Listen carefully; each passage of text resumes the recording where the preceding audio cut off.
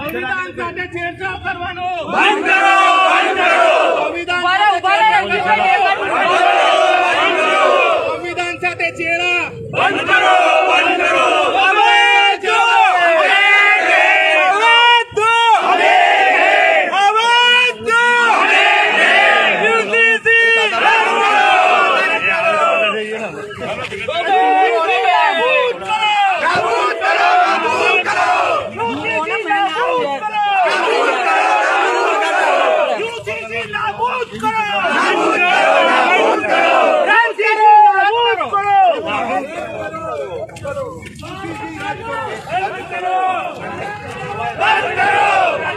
જે કાયદા બનાવવામાં આવે એ કાયદા લોકોના સારા માટે કરવામાં આવે છે. મુસ્લિમ સમાજ ખુશ છે કે યુસીસી ના હોય તો ખુશ છે, એટલે યુસીસી ના હોવું જોઈએ. એ રીતે તમે જોઈ રહ્યા છો કે વડોદરા શહેર જિલ્લાના તમામ વિદ્વાન ધારાશાસ્ત્રીઓ આ યુસીસીના વિરોધમાં નીકળ્યા છે. એનું કારણ એવું છે કે આ સરકાર પોતાની મેજોરિટીના જોરે જેવી રીતે એમને વકફનો કાયદો પાસ કરાવી દીધો.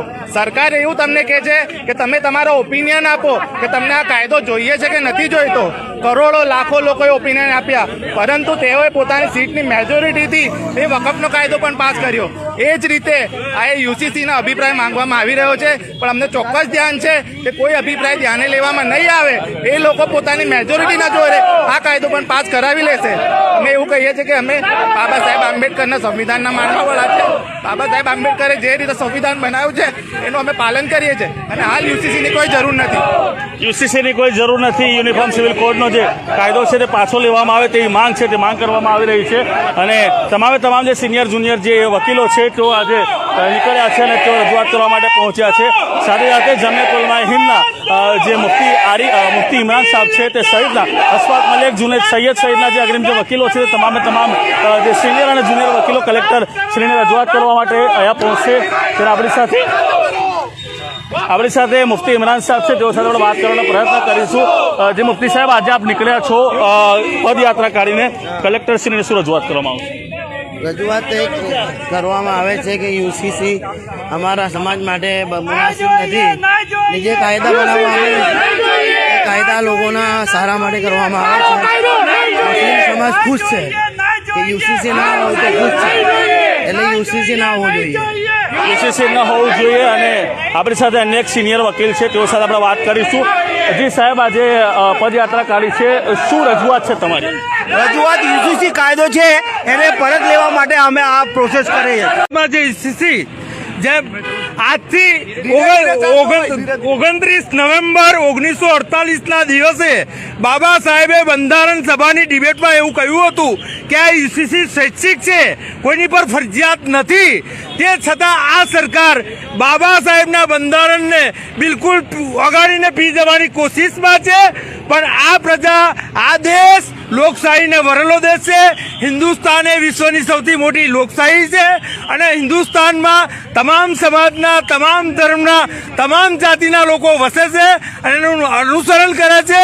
દરેકને પર્સનલ લો આપવામાં આવેલા છે, અને એવી રીતે જ્યારે પર્સનલ લો પર તરફ મારવાની આ સરકાર કોશિશ કરશે તો આજે વડોદરા શહેર જિલ્લાના વકીલો નીકળ્યા છે, આવતીકાલે સમગ્ર ગુજરાતના વકીલો નીકળશે.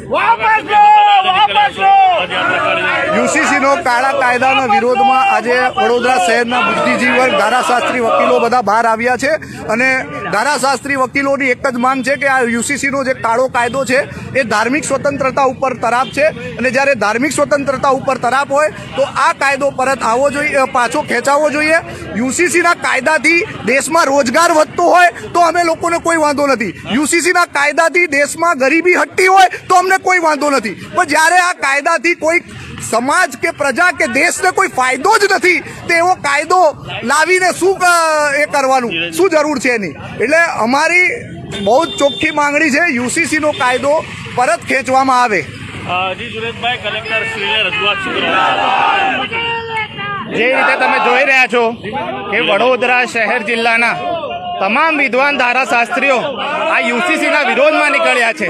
એનું કારણ એવું છે કે આ સરકાર પોતાની મેજોરિટીના જોરે જેવી રીતે એમને વકફનો કાયદો પાસ કરાવી દીધો. સરકાર એવું તમને કહે છે કે તમે તમારો ઓપિનિયન આપો. કલેક્ટર કચેરી આ ડીએમ સાહેબ કહેવાય, પ્રજા સમાહર્તા કહેવાય, જિલ્લા સમાહર્તા કહેવાય, કલેક્ટર બરોડા કહેવાય, અને એનાથી આવું અરાજકતા આ લોકો આ સરકાર કરે એવું આ પોલીસ કરશે.